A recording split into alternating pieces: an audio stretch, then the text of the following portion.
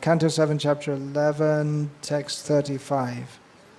Yasya yat lakshanam proktam pungsaha varna abhivyanjakam yat anyatra api drishyeta tat tena eva vinirdishet yasya yalakshanam proktam pungso varna bhivyanjakam yadanyatrapi drishyeta tattenaiva vinirdishet yasya yalakshanam proktam pungso varna bhivyanjakam yadanyatrapi drishyeta tattenaiva vinirdishet. Someone else please chant.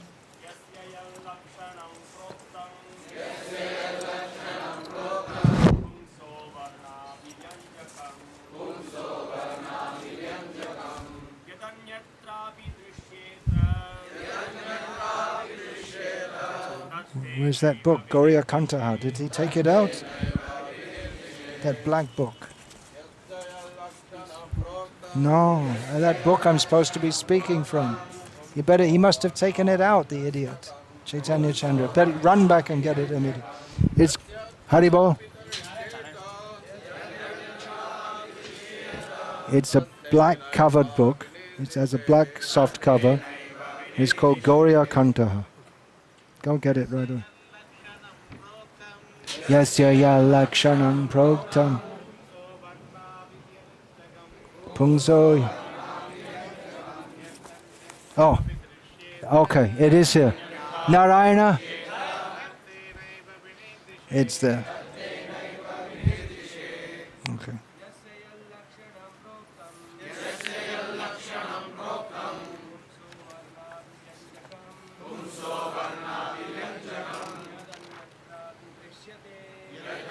Trapi drishyeta tattenaiva vinirdishet yasya yalakshanam proktam pungso varna bhivyanjakam yadanyatrapi drishyeta tattenaiva vinirdishet. And ladies, please.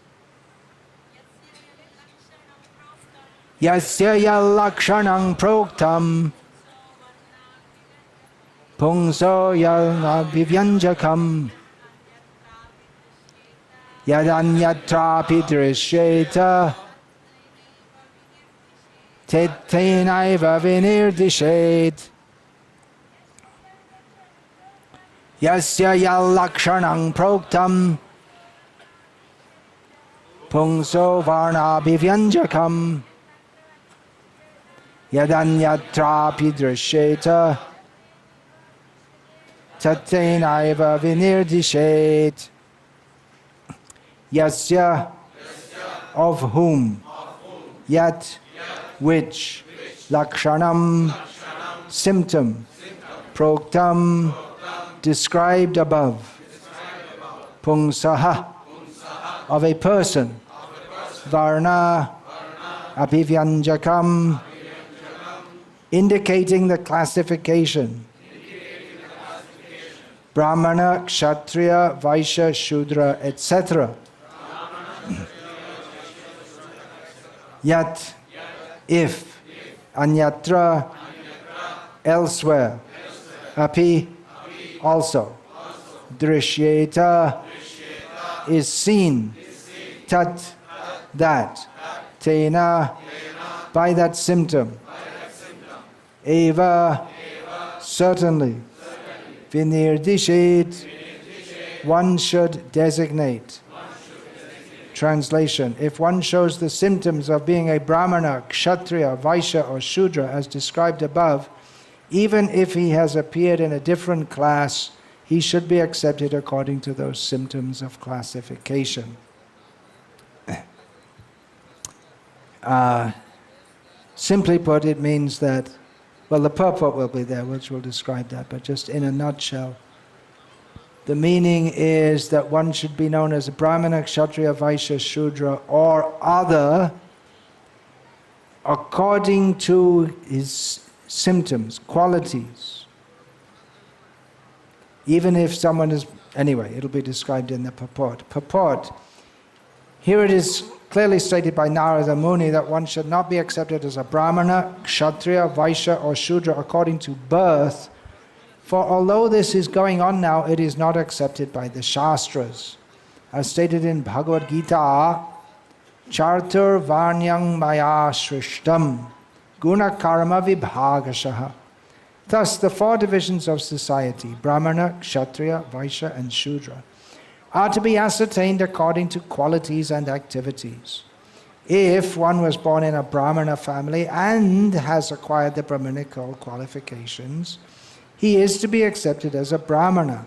Otherwise, he should be considered a Brahma Bandhu. Brahma Bandhu means someone who is born in a Brahmin family but does not have the qualifications of a Brahmana. Similarly, if a Shudra acquires the qualities of a Brahmana, although he was born in a Shudra family, he is not a Shudra because he has developed the qualities of a Brahmana. He should be accepted as a Brahmana. The Krishna consciousness movement is meant to develop these Brahminical qualities. Regardless of the community in which one was born, if one develops the qualities of a Brahmana, he should be accepted as a Brahmana, and he then may be offered the order of sannyas. Unless one is qualified in terms of the Brahminical symptoms, one cannot take sannyas. In designating a person a Brahmana, Kshatriya, Vaishya or Shudra, birth is not the essential symptom. This understanding is very important. Herein, Narada Muni distinctly says that one may be accepted according to the caste of his birth, if he has the corresponding qualifications, but otherwise he should not. One who has attained the qualifications of a Brahmana, regardless of where he was born, should be accepted as a Brahmana. Similarly, if one has developed the qualities of a Shudra or a Chandala, regardless of where he was born, he should be accepted in terms of those symptoms. Yasya yal lakshanang proktang pungso varna bhivyanjakam yadanyatrapi drishyeta tatte naiva vinirdishet.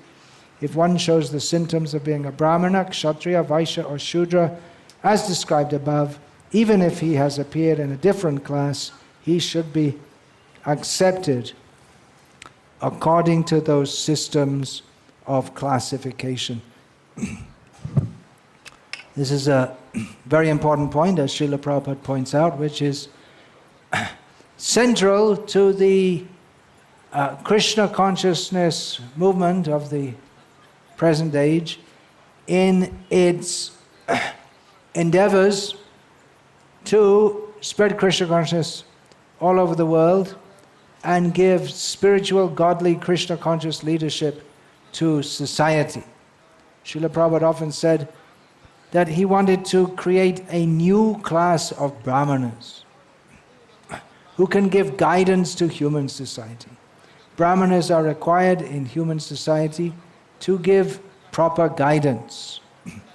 And the example is there that just as a body may theoretically be able to function if it has arms, legs, trunk, and all these different parts of the body, the arms and the legs may be very strong, the stomach may have good digestive capacity, but unless the head is in order, then the body will not be able to properly function. It might be able to function some way or other, but not properly. So the head in order, the idea is that the Brahmanas are the head of society. They have to give proper guidance to the society so that it can function properly. And function properly, the head has to be in order to understand what it means that the body will function properly. The individual body should act, everybody should act for the sake of attaining Krishna consciousness, and the whole human society should be centered on that goal, to give that understanding of what the goal should be and of how to progress toward that. A class of brahmanas is required. Formerly it was understood, generally accepted, that someone is a brahmana who's born in a brahmana family. And there were many brahmana families who gave the proper training to their children so that they could be actual brahmanas. And we saw last night two such brahmanas who their family tradition is going on for many generations. And in each generation, the members of the family are trained in such a manner that they are Krishna conscious and can give guidance to others. But generally, all over the world, the leaders of society, the intellectuals, they are far from Krishna consciousness. They have no proper idea of the goal of life and how to attain it. So Srila Prabhupada wanted to create a new class of brahmanas for understanding this knowledge and for spreading it widely also. So who can be those brahmanas? Srila Prabhupada first tried to preach his Krishna consciousness movement in India. He didn't get a proper response. He went to America and preached Krishna consciousness. Many people came forward and he started to train them in Krishna consciousness. And he brought Western-born devotees to India. And especially in the early days of the Krishna consciousness movement, going on under Srila Prabhupada, there was a lot of resistance to Srila Prabhupada's having given Brahminical initiation to persons who are not only from non-Brahmana families, but who were entirely outside the Vedic culture. There was, in one conversation recently, that the conversation was in the 1970s, I was recently going through it. It was stated about one Swami who was not unique in saying that, but he was outspoken in saying that Swami Bhaktivedanta is ruining the Hindu religion by bringing in people from outside and calling them brahmanas. Shortly after Srila Prabhupada left this world, on the cover of the Illustrated Weekly of India, which some of the older people here may remember, is a very prestigious magazine, on the cover was a photo of Western devotees, specifically that Onkar was the French head pujari at Krishna Balaram temple in Vrindavan, had a photo of him, and the banner, the wording there, the blurb on the front cover was "Saviors of Hinduism." So some people were thinking that this is ruining Hinduism, and other people, after some time, thought saviors of Hinduism. Of course, Srila Prabhupada wanted to save people from Hinduism, as well as saving Hinduism from Hinduism. Sometimes he spoke of Hindu culture, but he also said different things he said. He praised the culture, but at the same time, he called it a hodgepodge of speculative ideas going on under the influence of the Mayavad philosophy. So this idea was very prominent previously, not so much now. It's nowadays widespread among Hindus that a Brahmana is by qualification. One major reason for this change, as I perceive it, I perceive two major reasons why, although previously it was widely thought, and there's still some who say that Westerners cannot be Brahmanas, unless you're born in a Brahmin family, you can't be a Brahmana. It's the tide has turned, and many people accept that they can actually be Brahmanas by qualification. Now, one major reason for that is that Srila Prabhupada's books have been distributed widely. Another reason is that people who are serious about practicing their dharma, they perceive that the ISKCON devotees, even though from the Western countries, are following the tenets of what they consider to be their religion in a better way than we do. Better way than we do means they know we have these principles. Rising early in the morning, seriously practicing sadhana, following the four regulated principles, even not drinking coffee, which is a big thing for the Brahmanas of South India. It's become absolutely integrated into the Brahminical culture. Even to the extent that the coffee advertisements are made with photos of South Indian Brahmanas endorsing the coffee. Because thought if a South Indian Brahmana thinks our coffee is good, it must be good. So last night you heard the Murali Bhatta. He, at least twice, he referred to ISKCON as a very disciplined organization. So respect is there because of the qualities.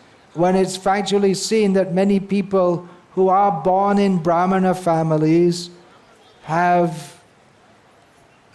they don't have these qualities, they're not serious about spiritual life, they're very materialistic, and it's clear that if you consider someone who's born in a Brahmana family, whose 99% of his interest is in earning money, which is very prominent, especially among people born in Brahmana families, according to my observation.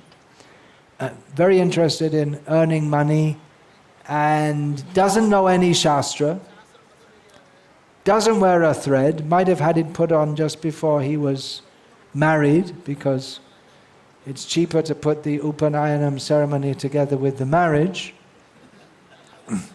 They're both expensive functions, so just do it all in one day after the other. He doesn't wear a thread. He may even be eating meat, or to make a point that I'm eating meat, he may even eat beef, just to show I'm not just eating meat, I'm eating beef. Okay, let's not take it to such an extreme. Just that most Brahmanas are not eating beef, Brahmanas by birth. But they may not have the same knowledge of Gita and Bhagavatam and be seriously practicing. It's hard to find those who are seriously practicing. So if we take, on the one hand, someone who's born in a Brahmana family and really doesn't have much interest in all these things, and we see many times we do programs, just like I was in South Tamil Nadu, and we did a small program in the Agraharam, that means the areas where the Brahmanas lived, but none of the Brahmanas came. It was people from other castes who came. The Brahmanas weren't interested in our program. People of other castes were interested. So if we see someone who, although born in a Brahmana family, he has no real interest in spiritual life or even religious life, and we see someone who's year after year after year after year practicing very seriously Krishna consciousness, well, who is actually qualified as a spiritual leader and as a Brahmana? And it's an obvious thing. Someone may have come from a background where they were eating meat and drinking wine and doing all kinds of wrong things. But if they left that far behind long ago, and they're practicing very seriously, and by their activities and their earnestness in preaching Krishna consciousness, that they're able to bring others into Krishna consciousness, then it should be obvious.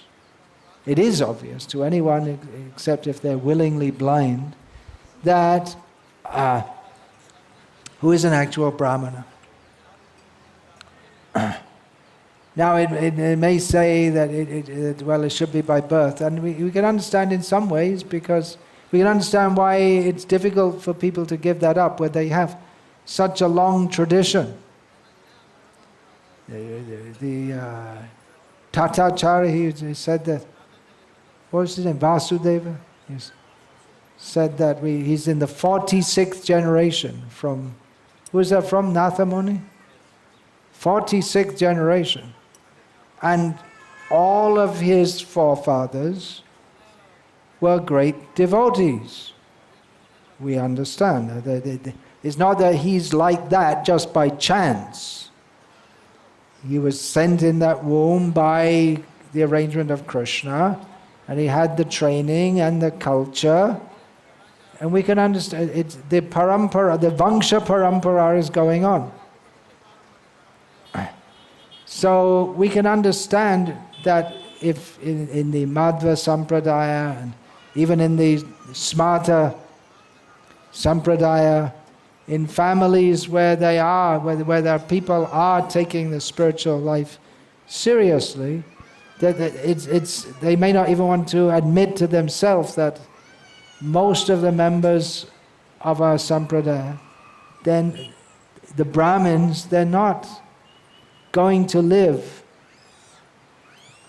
as our forefathers have. And even I asked Vednarayan Prabhu, who's from a Smarta lineage, that did you study the Vedas? No. Did your father study? No. Already it's broken for some time.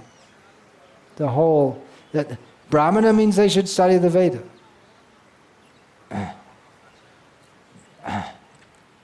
Otherwise, there's no meaning. So, now that those of you who are taking Brahminical initiation, you may know that I don't just give it out here willy-nilly. I want to see if someone's taken the Harinam Diksha. Are they seriously practicing? Are they studying Shastra? Because we want to create a class of Brahmanas who can lead society. Lead society means on the basis of Shastric understanding. So Brahmana has to study the Shastra. Without that, there's no meaning. So you all study Srila Prabhupada's books, the essence of Shastra. We can best understand Shastra in the modern age through Srila Prabhupada's books. The books he has given are the essence of all the Shastra. Akhila Shruti Saram, Srimad Bhagavatam,